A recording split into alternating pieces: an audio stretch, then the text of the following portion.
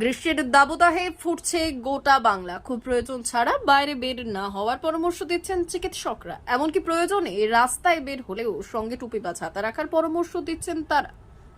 তবে চিকিৎসকের পরামর্শ উপেক্ষা করেই মানুষকে রাস্তায় বের হতে হচ্ছে। সমস্যায় পড়ছে সাধারণ মানুষ।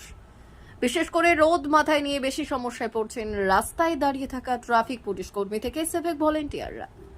আর উলুবেড়িয়ার এইসব ট্রাফিক পুলিশ কর্মী ও সিভিক ভলেন্টিয়ারদের গরমের হাত থেকে বাঁচাতে তাদের পাশে দাঁড়ালো উলুবেড়িয়ার বিটা কনস্ট্রাকশন।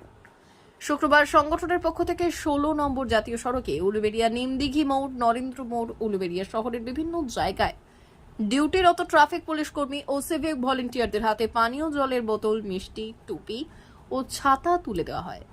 বিটা কনস্ট্রাকশনের কর্ণধার গৌতম বোস জানান, গ্রীষ্মের সময় ট্রাফিক পুলিশ ও সিভিক ভলেন্টিয়ারদের রোদের মধ্যে রাস্তায় দাঁড়িয়ে ট্রাফিক সামলানো কষ্টসাধ্য ব্যাপার। সেই কারণে তাদের ধন্যবাদ জানাতে এবং তাদের পাশে থাকতে আমাদের এই ছোট্ট উদ্যোগ। ধন্যবাদ।